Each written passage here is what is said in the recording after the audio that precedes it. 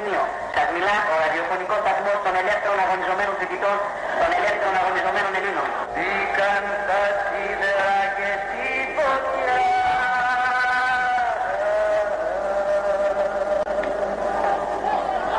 Που πέτιασαν με τα λιτάρια. Αυτή τη στιγμή μας έρχεται η πληροφορία. Στην οδό του Νάρα. Ο αγώνας μας ξαπλώθηκε σε όλα τα στρώματα του λαού, σε όλους τους δρόμους, στην Αθήνα, στη Θεσσαλονίκη, στην Πάτρα. Ο αγώνας μας βρίσκει ατύχηση ανάμεσα στις πλατικές μάζες του ελληνικού λαού. Αυτή τη στιγμή πληροφορούμεθα ότι τεράστια δήλωση κατεβαίνει στην οδό του Νάρα. Εδώ Πολυτεχνείο, εδώ Πολυτεχνείο. Ακούτε το ραδιοφωνικό σταθμό των ελεύθερων. Χωρίς την αλλαγή της συγκεκριμένης πολιτικής κατάστασης. Αρχίζοντας έτσι πολιτικό αγώνα.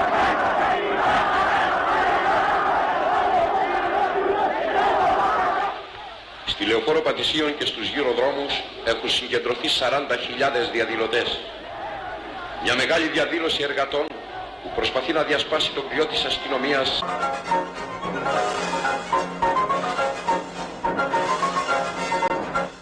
Ώρα 2 και 55 πρώτα λεπτά. Σας μιλάω ραδιοφωνικός σταθμός των ελεύθερων αγωνιζόμενων φοιτητών, των ελεύθερων αγωνιζόμενων Ελλήνων. Λαέ της Ελλάδος, λαέ των Αθηνών.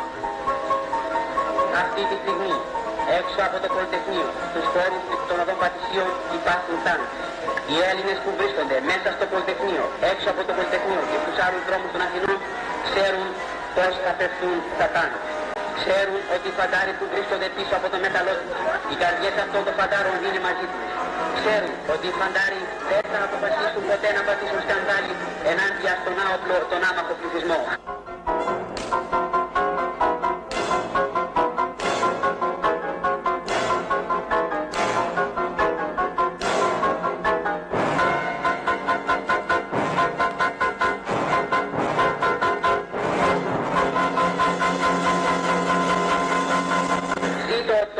Το φρόνημα των Ελλήνων φαντάρων. Ζήτω η δημοκρατία. Κάτω η Χούντα. Κάτω η ξενοκίνητη δικτατορία.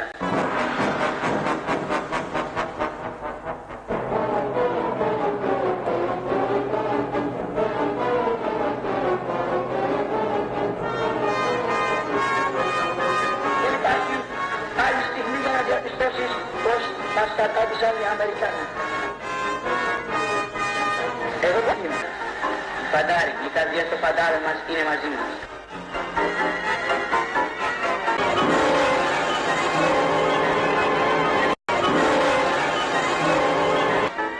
Ώρα 2 και 58 πρώτα λεπτά.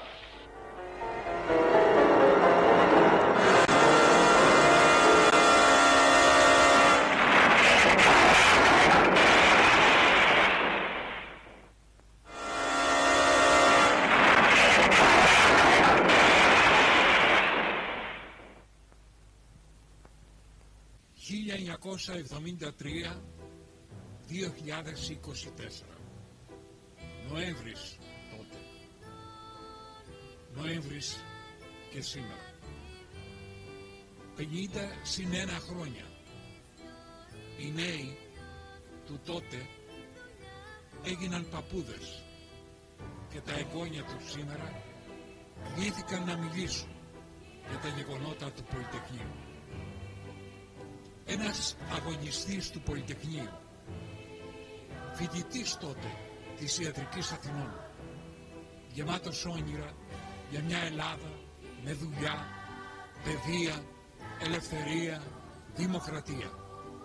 Ένας νέος 20 χρονών που δεν φοβήθηκε, όπως χιλιάδες νέοι σαν και εμάς, που συζητήσανε, που διαφωνήσανε, αλλά όμως και συμφωνήσαμε. Μαζί μας, μετά από 50 + 1 χρόνια, ο τότε φοιτητής Λεωνίδας Μαυρογιάννης, συνταξιούχος, χειρουργός, σήμερα. Παππούς 4 νεαρών κοριτσιών, πιστός σε ιδέες και οράματα. Στάθηκε πάντα δημοκράτης. Υπηρέτησε το ΕΣΥ με ανιδιοτέλεια. Και σήμερα είναι Δημοτικός Σύμβουλος Βόλου. Δεν έχει μιλήσει ποτέ για τη δράση του αυτή μέσα στο Πολυτεχνείο. Ήταν σαν να το απέφυγε. 51 χρόνια μετά, τα εγγόνια αυτών των νέων της εποχής του Πολυτεχνείου προσπαθούν μέσα από τα βιβλία και τις αφηγήσεις πλέον να νιώσουν και να μάθουν τα όσα βίωσαν ακόμη και δικοί τους άνθρωποι σε μια περίοδο όπου δεν υπήρχε δημοκρατία.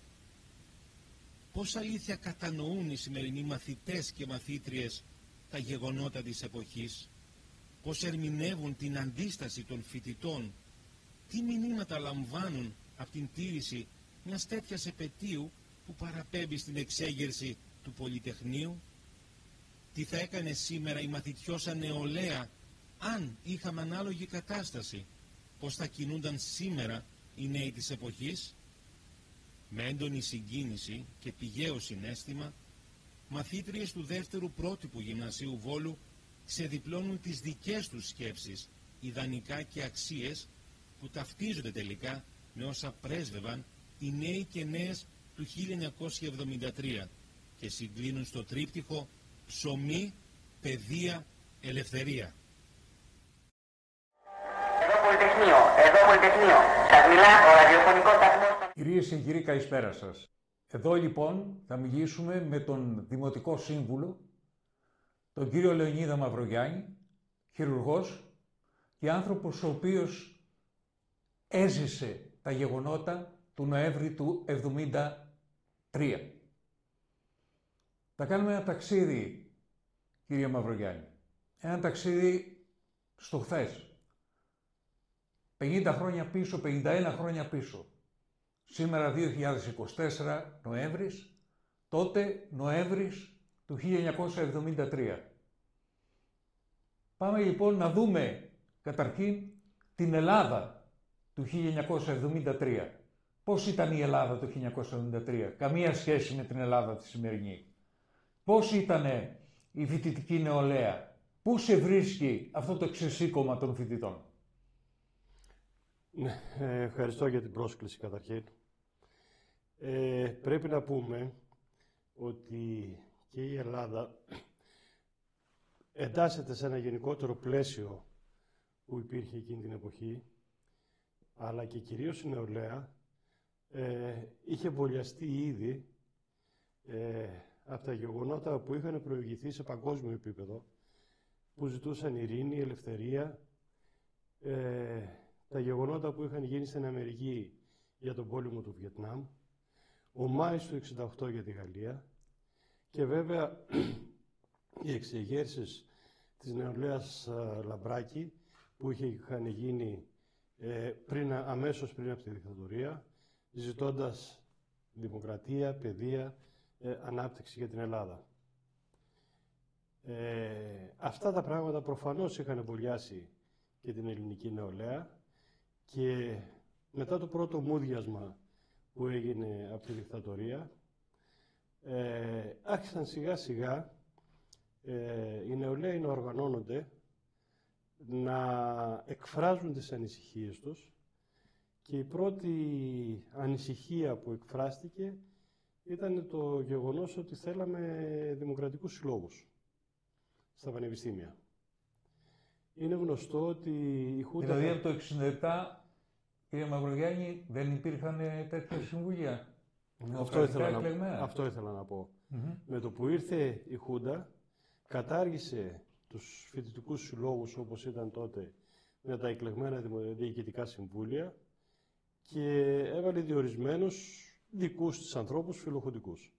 Και μέσα σε αυτά τα συμβούλια βέβαια ήταν και άνθρωποι της ασφάλειας πάντα. Αυτό σιγά σιγά άρχισε να ερεθίζει τη νεολαία και η πρώτη διεκδίκηση μάλλον στο φοιτητικό κίνημα ήταν αυτό να έχουμε πια δημοκρατικά συμβούλια και αυτό απαιτούσαμε. Η γενικότερη κατάσταση στην Ελλάδα είναι γεγονός ότι ήταν η εποχή της δεκαετίας του 60 που ήρθε μετά προς το τέλος της δικτατορίας στη δεκαετία του 70, με τη γενικότερη αντιδημοκρατική συμπεριφορά της Χούντας, με τις εξορίες, με την ανελευθερία, με το ότι κυριαρχούσε ο χαφιαδισμός και όλα αυτά έρχονταν σε αντίθεση με τα δημοκρατικά πιστεύω του ελληνικού λαού. Ναι. Εκεί λοιπόν έγινε η έκρηξη. Πρώτα αστυνομική. Αυτό λοιπόν, όπως είπα, οι πρώτες κινήσεις ήταν για να αποκτήσουμε δημοκρατικούς συλλόγους. Και αυτό γίνεται σε πολλές σχολές ταυτόχρονα. Προφανώς υπήρξε αντίδραση από τη μεριά της Χούντας και βέβαια σιγά σιγά το φοιτητικό κίνημα δυνάμωνε με αποτέλεσμα να φτάσουμε καταρχήν στη νομική, όπου έγινε η πρώτη μεγάλη εξέγερση του φοιτητικού κινήματος, έγινε πανελλήνια γνωστό, έγινε παγκόσμια γνωστό το ξεσήκωμα αυτό της νεολαίας στη νομική και εκεί ουσιαστικά ανδρώθηκε και πήρε πάνω του πολύ το φοιτητικό κίνημα εκείνη την περίοδο. Τι ηλικία ήσουν τότε, κύριε Μαυρογιάννη? Νεαρός. Πόσο? Γύρω στα 20-21. 20 με 21 χρονών. Ωραία. Εκεί λοιπόν, εκείνες τις πρώτες μέρες, θέλω να πάμε στις πρώτες μέρες του Πολυτεχνείου. Πού σας βρίσκει εκείνο το ξεσήκωμα της νεολαίας? Στην ιατρική ασφαλώς? Ναι, εγώ ήμουν φοιτητής στην ιατρική τότε και δεν κρύβω ότι, και το έχω πει άλλωστε, ότι τα χρόνια της δικτατορίας ήμουν οργανωμένος στην ΑΝΤΙΕΦΕ και στην ΚΝΕ και δρούσα κυρίως παράνομα μέσα από τις γραμμές της ΚΝΕ και της ΑΝΤΙΕΦΕ. Και έτσι και στο Πολυτεχνείο βέβαια που είχαμε πάει, είχαμε μια πιο οργανωμένη κάπως δράση, γιατί όπως είναι γνωστό η οργάνωση αυτή της κομμουνιστικής νεολαίας ήταν αρκετά οργανωμένη και είχε καλές δυνατότητες επικοινωνίας, δράσης μέσα στους χώρους μαζικούς. Ναι. Άρα λοιπόν η ΚΝΕ ήξερε που πήγαινε, ήξερε γιατί αγωνιζότανε. Όλοι αυτοί που μπήκαν μέσα στο Πολυτεχνείο γνώριζαν. Καταρχήν να πω ότι η πρώτη κατάληψη, η πρώτη ώρα της κατάληψης του Πολυτεχνείου ίσως λίγο και να ευνηδιάστηκε η ΚΝΕ. Αλλά αντέδρασε γρήγορα και προσπάθησε μαζί με άλλες αντιστασιακές οργανώσεις που ήταν ο Ρήγας Φεραίος, η νεολαία του Πασόκ, του ΠΑΚ. Του ΠΑΚ τότε, ναι. Που όλοι μαζί με κοινή δράση φροντίσαν να οργανωθούν όσο μπορούν καλύτερα. Να οργανώσουν το Πολυτεχνείο έτσι ώστε πραγματικά να υπάρξει μια παλαϊκή αντίδραση. Ναι. Είμαστε 14 Νοεμβρίου δηλαδή. 14 Νοεμβρίου. Τότε πόσοι ήτανε μέσα στο Πολυτεχνείο? Η αρχική εικόνα ήταν ότι ήταν μεν ένας αριθμός σεβαστός, αλλά όχι τεράστιος. Ναι. Μεγάλο ρόλο και καθοριστικό έπαιξε ο ραδιοφωνικός σταθμός που έγινε. Καθήλα ο ραδιοφωνικός σταθμός των ελεύθερων αγωνιζόμενων φοιτητών, των ελεύθερων αγωνιζόμενων Ελλήνων. ΛΑΕ της Ελλάδος, ΛΑΕ των Αθηνών. Αυτή τη στιγμή, έξω από το Πολυτεχνείο, στους χώρους των οδών Πατησίων υπάρχουν τάγκ. Οι Έλληνες που βρίσκονται μέσα στο Πολυτεχνείο, έξω από το Πολυτεχνείο και στους άλλους δρόμους των Αθηνών, ξέρουν πώς θα πεθούν τα τάγκ. Ξέρουν ότι οι φαντάροι που βρίσκονται πίσω από το μέταλλό τους, οι καρδιές αυτών των φαντάρων είναι μαζί τους. Ξέρουν ότι οι φαντάροι δεν θα αποφασίσουν ποτέ να πατήσουν σκανδάλι ενάντια στον άοπλο, τον άμαχο πληθυσμό. Όλοι πια, όλη η Αθήνα τουλάχιστον που ήμουν εγώ, άκουγε το ραδιοφωνικό σταθμό του Πολυτεχνείου. Και αυτό καθοδηγούσε τον κόσμο. Με αποτέλεσμα τη δεύτερη μέρα ο κόσμος να είναι πολύ περισσότερος και πια την τρίτη μέρα που έγινε και η είσοδος. Υπήρχε μια...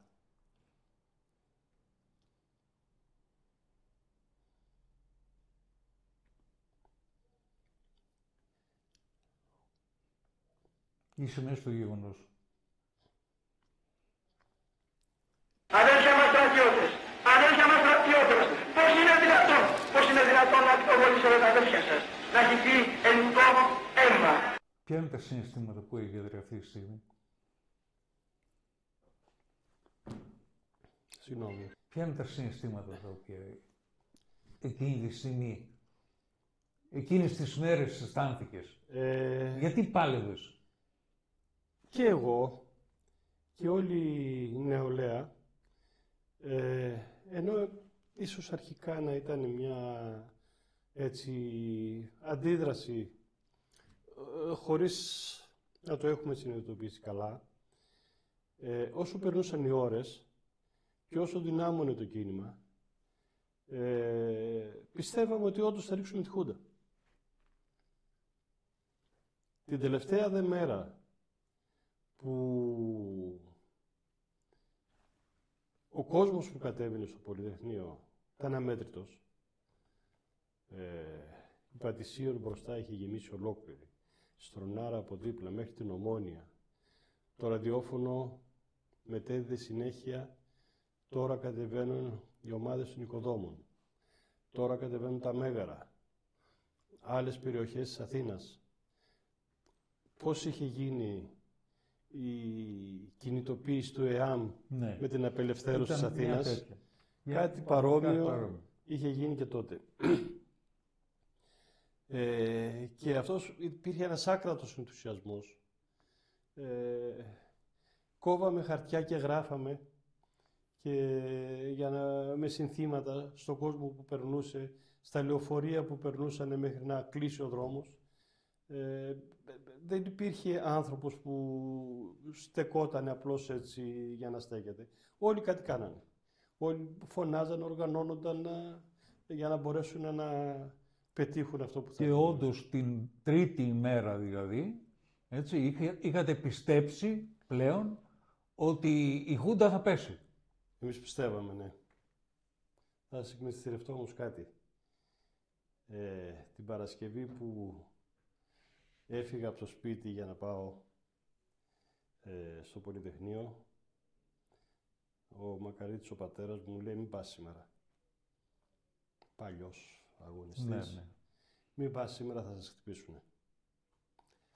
Εγώ φυσικά δεν άκουσα τι μου έλεγε, ούτε πίστευα αυτά που μου έλεγε ο πατέρας μου.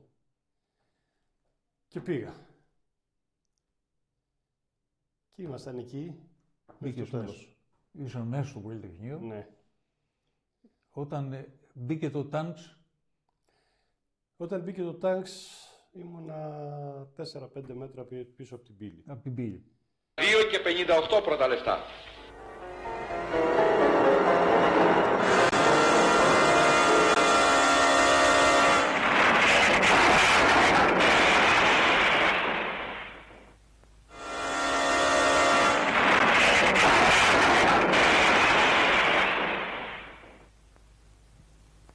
Έτυχε να είμαι εκεί πέρα, ναι.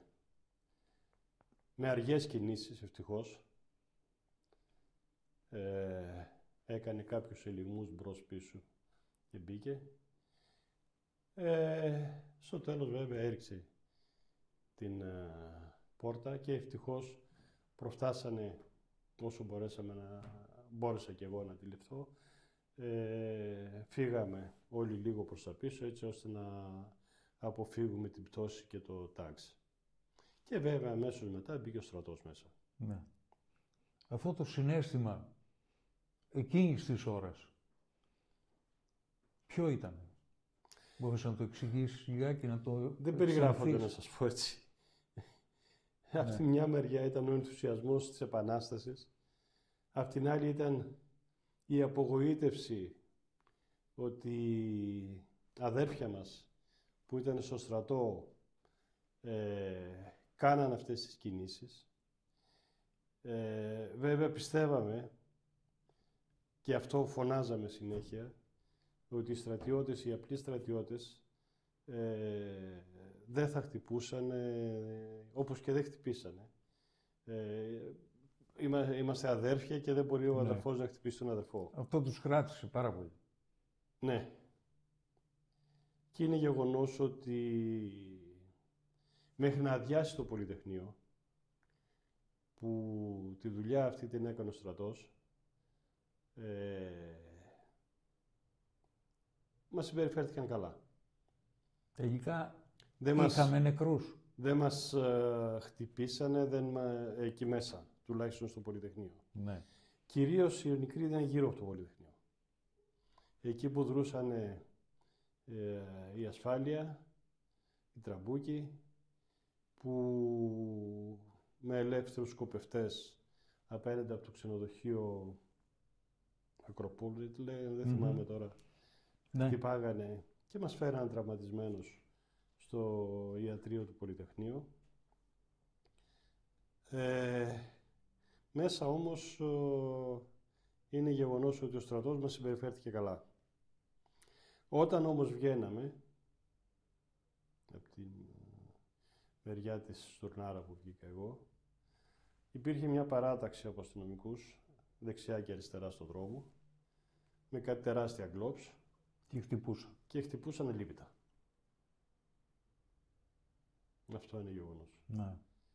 Φεύγαμε προς πάνω προς την πλατεία Εξαρχείων και αυτοί ήταν σε όλη τη Στουρνάρα παρατεταγμένοι και χτυπάγανε όσο μπορούσαν περισσότερο.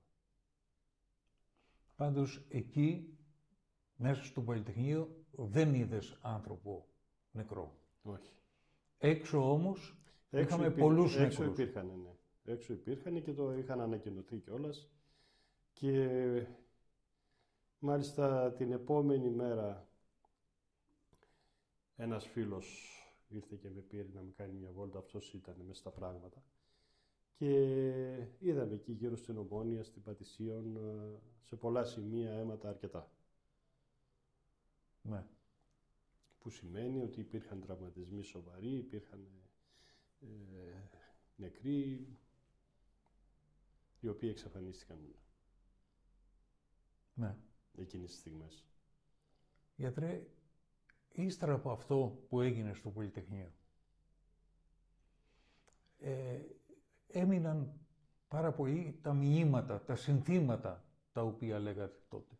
Ναι. Έτσι. Γι' αυτά αγωνιστήκατε. Πιστεύω μπολιάστηκε και η νεολαία με αυτά τα συνθήματα, ψωμί, παιδεία, ελευθερία, αλλά και ευρύτερα πια ο ελληνικός λαός, ο οποίος μέχρι τότε ήταν κάπως μουδιασμένος, αδιάφορος, αχ, γιατί να μπλέξω εγώ αυτά, πια άρχισε να συνειδητοποιεί, να μιλάει περισσότερο. Μπορεί να μην έκανε συγκεντρώσεις, να μην έκανε άλλα πράγματα, αλλά υπήρχε αυτό, το βλέπαμε στην καθημερινή μας ζωή, ότι ο κόσμος αντιδρούσε πια. Ναι. Αυτά ποια ήταν η αιτία κύρια που όλα αυτά τα χρόνια, ασφαλώς έχεις μιλήσει και με συντρόφους σου άλλους και ανθρώπους δηλαδή που ήταν μέσα στο Πολυτεχνείο, αλλά το έχεις κουβεντιάσει πολύ το θέμα. Τι ήταν αυτό, όχι που έφερε την πρώτη έκρηξη, αλλά που έκανε αυτόν τον κόσμο να ξυπνήσει. Γιατί αυτά που λες τώρα, γιατρέ μου, συμβαίνουν και σήμερα στην πόλη του Βόλου. Ναι. Δηλαδή, δεν υπάρχει σωστή σκέψη. Δεν είναι το ίδιο. Δεν είναι το ίδιο, ασφαλώς. Αλλά όμως υπάρχει. Υπάρχει κατά κάποιο τρόπο η δικτατορία και υπάρχει ίσως και η κοινοβουλευτική δικτατορία. Που εδώ έχουμε μια τέτοια εικόνα. Έτσι, όπου ένας αφέντης ελέγχοντας τα μέσα μαζικής επικοινωνίας, Ακριβώς. Εφημερίδες, ραδιόφωνα, τηλεοράσεις, κάνει κουμάντο χωρίς να δέχεται καμία κριτική. Ναι. Να δούμε λίγο Όλα αυτά που κουβεντιάζατε. Και αυτό είναι ένα ουσιαστικό αρνητικό σημείο, αν θέλετε, και για τους συναδέλφους σας, που ευλογάνε τα γένια, σε εισαγωγικά, του αφέντη τους και ξεχνάνε τι σημαίνει δημοσιογράφος.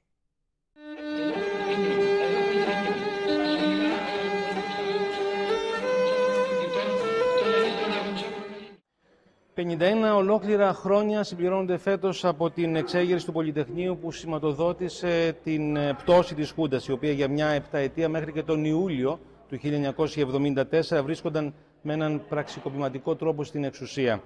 Βρισκόμαστε σε έναν χώρο που μετά από λίγες ώρες ουσιαστικά θα παρουσιαστεί μια επαιτειακή εκδήλωση με πρωταγωνιστές παιδιά. Παιδιά τα οποία δεν έζησαν βέβαια, αλλά έμαθαν μέσα από την νεότερη ιστορία, σύγχρονη ιστορία, τα όσα διαδραματίστηκαν τότε. Τι μηνύματα αλήθεια έχουν λάβει τα ίδια τα παιδιά, πώς και τι νιώθουν για όσα συνέβησαν στην μαρτυρική επταετία, πώς εξηγούν ενδεχομένως τις αντιδράσεις των μαθητών και φοιτητών της περίοδου, πώς βλέπουν με τη ματιά του σήμερα τα γεγονότα της εξέγερσης, αλλά ίσως και κάτι πιο τολμηρό ως ερώτημα, τι θα έκαναν σήμερα ως νεολαία αν είχαμε να αντιμετωπίσουμε ανάλογες καταστάσεις. Είμαστε λοιπόν στο δεύτερο πρότυπο γυμνάσιο Βόλου, παρέα με την διευθύντρια του σχολείου, φιλόλογο, την κυρία Σοφία Κανταράκη, και την καθηγήτρια του σχολείου, την κυρία Μυρτώ Καραμαγκιόλα, μαθηματικό, υπεύθυνη της εκδήλωσης για το Πολυτεχνείο που θα παρουσιάσουν μαθητές και μαθήτριες του σχολείου. Ταυτόχρονα στην παρέα μας και ο κύριος Κωνσταντίνος Ζαχαρής, σύμβουλος πληροφορικής και υπεύθυνος παιδαγωγικής ευθύνης του συγκεκριμένου σχολείου. Πριν πάμε στις μαθήτριες που έχω κοντά μου, με πολύ χαρά μάλιστα που θα κουβεντιάσουμε μαζί, να ξεκινήσουμε την κυρία Σοφία Κανταράκη για το πόσο σημαντικό είναι, αλήθεια, αρκετά πλέον χρόνια μετά, να γιορτάζουμε αυτές τις επετείους. Καταρχάς να ευχαριστήσω πάρα πολύ για την τιμή που μας κάνετε να βρίσκεστε στο σχολείο μας και να συνομιλείτε με τους μαθητές μας για αυτή την μελανή ιστορία της ελληνικής πραγματικότητας. Είναι γεγονός ότι οι μαθητές για τα γεγονότα του Πολυτεχνείου ενδεχομένως βρίσκονται χρονικά σε μια μεγάλη απόσταση και γίνονται πολλοί προβληματισμοί κατά πόσο αντιλαμβάνονται τη σπουδαιότητα και τη σημασία αυτής της επετείου. Μπορούν άραγε να αντιληφθούν τον όρο δημοκρατία με τις συνθήκες τις σημερινές, γιατί τα παιδιά δεν έχουν βιώσει ανάλογα γεγονότα, δεν έχουν βιώσει τέτοιες δραματικές συνθήκες. Επομένως, θεωρούμε χρέος μας κάθε χρονιά να αφουγκραζόμαστε και τις ανάγκες της κοινωνίας, αλλά και κυρίως να αφουγκραζόμαστε τι σκέφτονται οι μαθητές, τις ενδόμηχες σκέψεις τους για αυτά τα γεγονότα, κατά πόσο μπορούν άραγε να μεταφερθούν ιστορικά σε εκείνη τη δύσκολη περίοδο που σηματοδότησε, θα έλεγα, μεγάλες ιστορικές ανακατατάξεις στην ελληνική ιστορία. Παρόλα αυτά, δεν ξεχνάμε ότι για τους μαθητές αυτή η ιστορική περίοδος σημαίνει επανάσταση. Και η επανάσταση, νομίζω, είναι ένας όρος συνώνυμος της νεολαίας και της μαθητιώσας νεολαίας. Γιατί πάντα ο νέος θέλει κάτι πρωτοποριακό. Οπότε, μέσω αυτής της επετειακής εκδήλωσης, νομίζω ότι συμβαίνει ένας αναστοχασμός. Αναστοχασμός για γεγονότα για την ίδια μας την ύπαρξη. Μάλιστα. Οι μαθητικές φωνές είναι γεγονός αναπόφευκτο βέβαια μέσα σε ένα σχολικό χώρο και ίσα ίσα είναι κομμάτι δημιουργίας νομίζω και ομορφιάς ταυτόχρονα. Γι' αυτό και αν ακούγονται οι όποιες φωνές να ξέρετε ότι είναι θεμιτές και θετικές, τουλάχιστον για το δικό μας το κομμάτι. Λοιπόν, να συνεχίσουμε και να πάμε στον κύριο Ζαχαρή προκειμένου να δούμε λίγο τι ακριβώς, ποια είναι μάλλον η άποψη και του ιδίου και για το παιδαγωγικό έργο το οποίο εκτελείται και επιτελείται στο συγκεκριμένο σχολικό συγκρότημα, αλλά με αφορμή και την συγκεκριμένη επέτειο, πόσο πραγματικά μπορεί να τονωθεί αυτό το νόημα που πρέπει να υπάρχει μέσα από τις επετείους, μέσα από δράσεις σαν και αυτές, τις εκδηλώσεις που γίνονται. Ναι, καλημέρα σας. Ευχαριστώ για την πρόσκληση. Χαίρομαι που βρίσκομαι σε αυτό το φιλόξενο και ευχάριστο χώρο του δεύτερου πρότυπου γυμνασίου. Πράγματι είναι έτσι όπως το λέτε. Οι δράσεις αυτές στο πλαίσιο του σχολείου είναι πάρα πολύ σημαντικές, διότι βοηθούν τα παιδιά να προσεγγίσουν αυτό που ονομάζουμε βιωματική μάθηση. Να δουν δηλαδή μέσα από τη δικιά τους εμπειρία πώς μπορούν να προσεγγίσουν ένα συγκεκριμένο γεγονός. Το συγκεκριμένο γεγονός είναι πάρα πολύ σημαντικό, είναι μια ατομή στη σύγχρονη ελληνική ιστορία και είναι μια επέτειος η οποία αφορά κυρίως νέους. Γιατί την περίοδο εκείνη κυρίως οι νέοι εξεγέρθηκαν. Και γι' αυτό βλέπετε ότι τα σχολεία αγκαλιάζουν με ιδιαίτερο ενδιαφέρον, έτσι και μεγάλη ζέση, την επέτειο αυτή. Συνεχίζουμε λοιπόν και να περάσουμε στην κυρία Μυρτώ Καραμαγγιόλα, η οποία είναι μαθηματικός υπεύθυνη της εκδήλωσης για το Πολυτεχνείο, για να δούμε και την δική της οπτική για το πώς βλέπει ουσιαστικά να ανταποκρίνονται τα ίδια τα παιδιά και να κατανοούν και το πνεύμα ουσιαστικά της επετείου. Καλημέρα και από μένα. Εγώ θα ήθελα να πω ότι αρχικά ένιωσα μεγάλη ευχαρίστηση που είμαι υπεύθυνη αυτής της γιορτής. Είναι μια γιορτή που μ' αγγίζει, μια επέτειος που μ' αγγίζει προσωπικά. Έχω μια ιδιαίτερη σχέση και προσπάθησα μέσω των παιδιών από το λίγο καιρό που γνωριζόμαστε να διακρίνω ποια θα ήταν αυτά τα παιδιά που θα μπορούσαν να αποδώσουν και πραγματικά να φτάσουν στο σημείο να νιώσουν όλα αυτά τα μηνύματα που θέλουμε να περάσουμε γιορτάζοντας την επέτειο του Πολυτεχνείου. Αρχικά προσπάθησα μέσω των κειμένων που επέλεξα να έχουμε κάποιες μαρτυρίες ανθρώπων που ζήσανε και βιώσανε τις ημέρες εκείνες, ανθρώπων που είδανε με θετική ή αρνητική ματιά τα γεγονότα, που ίσως πυροβολήθηκαν, τραυματίστηκαν, ήταν στην πρώτη γραμμή, στο τάγκ, στις στρατιωτικές επιχειρήσεις και να καλύψουμε με τον τρόπο αυτό ένα ευρύ φάσμα της επετείου αυτής. Ήταν πάρα πολύ συγκινητικό που τα παιδιά βγάλανε το συναίσθημά τους, πλησιάσανε πάρα πολύ όλο αυτό το μήνυμα του κορυφαίου αντιδικτατορικού αγώνα που δώσανε οι φοιτητές της εποχής εκείνης και νομίζω ότι αύριο θα έχουμε μια πολύ ωραία γεμάτη συγκινήσεις γιορτή στη μνήμη των ανθρώπων που αγωνίστηκαν γι' αυτό. Σας ευχαριστώ. Δράτω με τις ευκαιρίες να ρωτήσω, επειδή μου δώσατε την πάσα με την απάντησή σας, καταρχήν ότι έχετε μια ιδιαίτερη, ένα ιδιαίτερο δέσιμο ουσιαστικά να το χαρακτηρίσουμε αυτόν τον τρόπο με τη συγκεκριμένη επέτειο. Είναι κάτι το οποίο σας φέρνει θύμησες, εννοείται, από πρόσωπα του παρελθόντος ή κάτι άλλο το οποίο μπορούμε ή θέλετε να το μεταφέρουμε? Είναι απλώς βιώματα ανθρώπων του στενού οικογενειακού περιβάλλοντος, τα οποία έχουν μεταφερθεί σε μένα μέσω ιστορικών μαρτυριών, προφορικών μαρτυριών και υλικού όλα τα χρόνια της ζωής μου, που κάθε χρόνο έχουμε μία επέτειο στο σπίτι μας, να το πω έτσι, ευρύτερα. Αυτά. Σας ευχαριστώ πολύ. Να είστε καλά. Να περάσουμε όμως και στις μαθήτριες, τις πρωταγωνίστριες ουσιαστικά της εκδήλωσης για το Πολυτεχνείο, που έχει και οργανώσει βέβαια το δεύτερο πρότυπο γυμνάσιο Βόλου. Και έχουμε τη χαρά να έχουμε κοντά μας την Ιωάννα Χανιά, μαθήτρια της πρώτης γυμνασίου, τη Λιδία Χανιά, μαθήτρια της τρίτης γυμνασίου, τη Σίλια την Πλαλέξη, μαθήτρια της πρώτης γυμνασίου, την Κωνσταντίνα Κολοβού, μαθήτρια της δεύτερης τάξης γυμνασίου και την Θεανό Βαούτη, μαθήτρια επίσης δεύτερης τάξης του γυμνασίου. Δύο ουσιαστικά είναι τα ερωτήματα. Θα ξεκινήσουμε με το πρώτο, το οποίο έχει να κάνει για το πώς βλέπετε εσείς, έτσι κάθε μία ξεχωριστά, τα γεγονότα της περίοδου του Πολυτεχνείου και πώς εξηγείτε τις αντιδράσεις. Τι σημαίνει ίσως και αυτό που έγινε για εσάς σήμερα. Να ξεκινήσουμε λοιπόν με την Ιωάννα Χανιά. Θεωρώ ότι αυτό που έγινε ήταν ξεκάθαρα άδικο, να το πω. Γιατί κάποιοι άνθρωποι, συγκεκριμένα ο στρατός, οι συνταγματάρχες, αποφάσισαν με το «έτσι θέλω» να πάνε και να κλέψουν ουσιαστικά την ελευθερία του απλού κόσμου.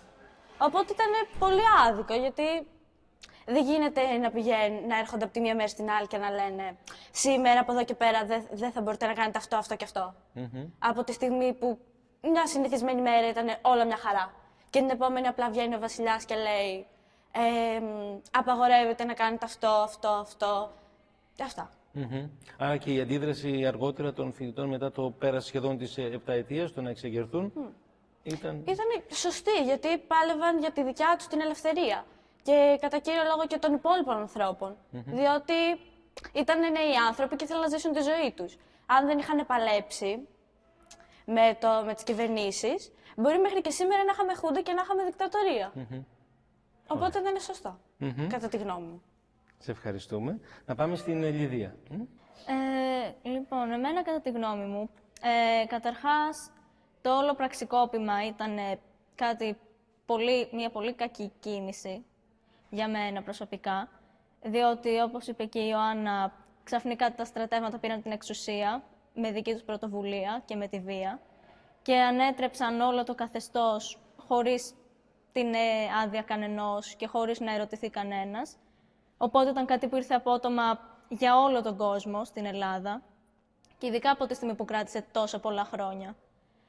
Οπότε και η κίνηση των φοιτητών στο Πολυτεχνείο, πιστεύω ότι και οι ίδιοι μπορεί να φοβόντουσαν ότι δεν θα υπήρχε αποτέλεσμα, αλλά έκαναν τη δική τους προσπάθεια, μια κίνηση διαμαρτυρίας, για να δείξουν ότι δεν συμφωνούν με όλα αυτά, να διεκδικήσουν τα δικαιώματά τους και τελικά, από ό,τι φαίνεται, είχε κάποιο αποτέλεσμα, οπότε πολύ καλά έκαναν. Και εγώ από την πλευρά μου θεωρώ την κίνηση αυτόν τον αγώνα των φοιτητών αυτών πολύ σημαντικό, διότι θεωρώ ότι οποιοσδήποτε άνθρωπος δεν μπορεί να έρθει ξαφνικά και να σου φημώσει το στόμα. Δεν μπορεί να σου πει ότι δεν θα μιλήσεις, δεν θα εκφράσεις την άποψή σου.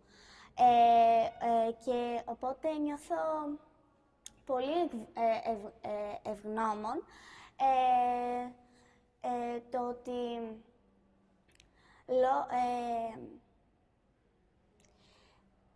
επειδή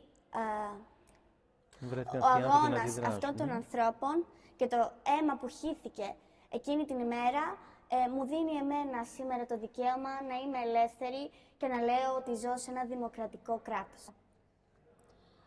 Θεωρώ ότι η κίνηση των τότε φοιτητών να δείξουν την αντίθεσή τους προς το τότε καθεστώς της Χούντας και της δικτατορίας πολύ γενναία και ειλικρινή κίνηση, διότι δεν αντιστάθηκαν μόνο σε έναν απρόσωπο πολιτικό, σε στρατιώτες που οπλοφορούσαν, που τους έκλειναν τα στόματα, όπως είπαν και οι συμμαθήτριές μου, που τους έκοβαν τις ελευθερίες, έδειξαν την αντίθεσή τους και σε πρόσωπα που έβλεπαν γύρω τους, σε καθηγητές, σε άτομα που υπό άλλες συνθήκες αναγκαζόντουσαν να σεβαστούν, όπως μία αρχή την αστυνομία, για παράδειγμα.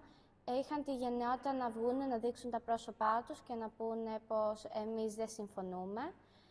Ήταν σε νεαρή ηλικία, κάνοντας κάτι τέτοιο, μπορεί να έφερναν σε δύσκολη θέση την οικογένειά τους, τους γονείς τους, κινδύνευαν το μέλλον τους ολόκληρο, γιατί βρίσκονται σε μια πολύ κομβική ηλικία.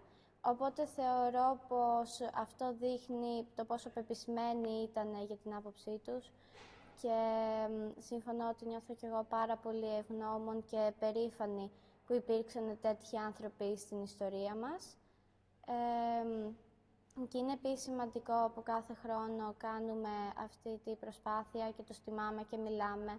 Και για μένα ακόμα καλύτερα από μια γιορτή σαν αυτή που πρόκειται να κάνουμε εμείς την Παρασκευή, είναι κάτι αντίστοιχο της περσινής εκδήλωσης, κατά την οποία διαδραματίστηκε μια θεατρική παράσταση και μας έδωσε να καταλάβουμε τη ψυχολογία των μαθητών της εποχής. Και για μένα αυτό ήταν πολύ σημαντικό, γιατί κατά κάποιο τρόπο για απλά θέματα της καθημερινότητας ταυτιστήκαμε κι εμείς μαζί τους. Προσωπικά θεωρώ ότι το τότε καθεστώς της δικτατορίας ήταν κάτι εντελώς αντίθετο με τα ιδανικά που πρεσβεύει η χώρα μας, γιατί στο κάτω-κάτω είμαστε η χώρα που γέννησε τη δημοκρατία και η απαγόρευση της έκφρασης του λόγου μας ελεύθερα ή πράξεων της καθημερινής μας ζωής που τότε είχαν απαγορευτεί είναι, επιτρέψτε μου να πω, παράλογο. Και η τότε κίνηση των νέων και των μαθητών, αλλά και μεγαλύτερων ατόμων να εξεγερθούν ενάντια αυτού του καθεστώτος ήταν, συμφωνώ, σωστή, γιατί πάλεψαν για να έχουμε εμείς τώρα και κάποια χρόνια και τα προηγούμενα χρόνια την ελευθερία να εκφραζόμαστε και να έχουμε δημοκρατία στη χώρα μας, κάτι που μας αντιπροσωπεύει και μας χαρακτηρίζει ως ανθρώπους και είναι σημαντικό για να ζούμε σε υπό καλύτερες συνθήκες. Αν με ρωτούσατε πέρσι την ίδια ερώτηση, θα σας απαντούσα ότι πιθανότατα θα ήμουν πρώτη εκεί στην πύλη του Πολυτεχνείου. Αλλά φέτος, που συμμετέχω στη γιορτή ξανά, και μου δόθηκε η μαρτυρία του κυρίου Αριστοτέλη Σαρικώστα, που είναι φωτορεπόρτερ, και έτσι είχα την ευκαιρία να δω μέσα από τα μάτια του την κατάσταση εκείνης της εποχής, εκείνη την ημέρα. Οπότε, τώρα πια πιστεύω ότι δεν νομίζω ότι θα είχα το θάρρος, εγώ προσωπικά, να σταθώ εκεί μπροστά από το τάγκ χωρίς να κουνηθώ. Ίσως βέβαια, άμα είχα και άλλους ανθρώπους με την ίδια άποψη που με στήριζαν, ίσως να ένιωθα λίγο πιο... να είχα ένα κίνητρο, να ένιωθα λίγο πιο σίγουρη. Αλλά σίγουρα δεν νομίζω ότι θα είχα το θάρρος που είχαν τότε οι φοιτητές, όπως πιστεύω ότι δεν θα το είχαν και πολλά παιδιά στις μέρες μας. Εγώ, κατά τη γνώμη μου, θεωρώ πως αν συνέβαινε ένα τέτοιο περιστατικό στις μέρες μας, θα ήθελα πολύ να συμμετάσχω. Αλλά θα προσπαθούσα όσο μπορώ να επιβιώσω για να μεταδώσω ουσιαστικά, να διαδώσω όλο αυτό που θα γινότανε και να εξασφαλίσω ότι δεν θα πάει χαμένο, όλη αυτή η προσπάθεια δεν θα πάει χαμένη. Ότι έγινε για κάποιο σκοπό και αυτός ο σκοπός πρέπει να πραγματοποιηθεί. Αλλά θεωρώ ότι τα σημερινά παιδιά, η σημερινή νεολαία, δεν έχει το θάρρος και την επαναστατικότητα για να ανταπεξέλθει σε μια παρόμοια κατάσταση. Ένα βασικό σύνθημα των τότε φοιτητών ήταν το ψωμί, παιδεία, ελευθερία. Όσον αφορά το ψωμί, έχει να κάνει με την επιβίωση, η ελευθερία με την ελευθερία της έκφρασης και του λόγου, αλλά εγώ θα σταθώ κυρίως στη παιδεία.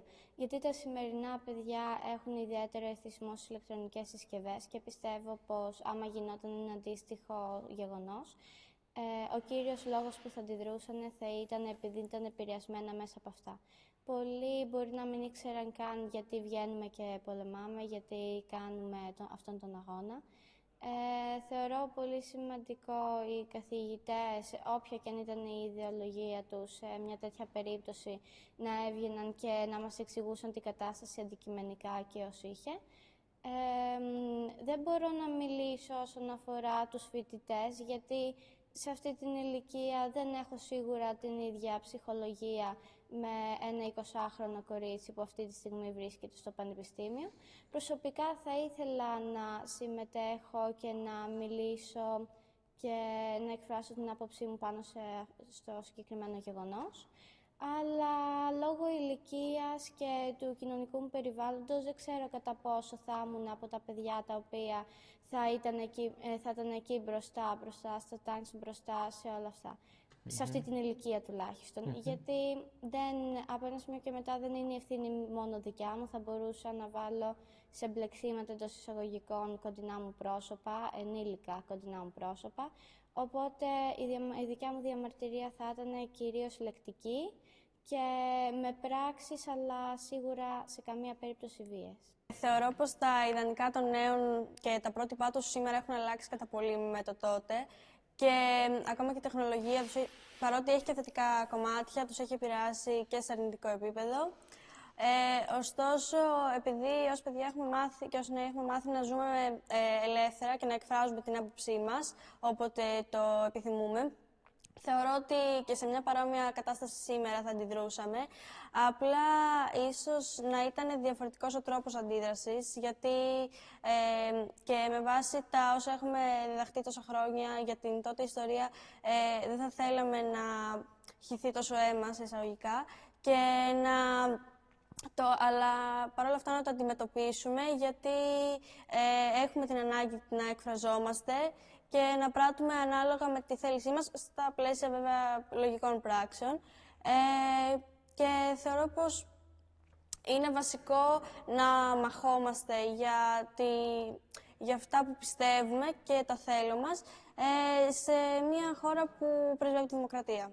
Στην ερώτησή σας, θα σας απαντήσω με το ποίημα του Τάσου Λιβαδίτη, «Αν θέλεις να λέγεσαι άνθρωπος». Αν θέλεις να λέγεσαι άνθρωπος, δεν θα πάψεις ποτέ να αγωνίζεσαι για την ειρήνη και το δίκαιο. Τα χείλη σου θα ματώσουν από τις φωνές. Το πρόσωπό σου θα ματώσει από τις σφαίρες. Μα δεν θα κάνεις ούτε βήμα πίσω. Με αυτό θα κλείσω.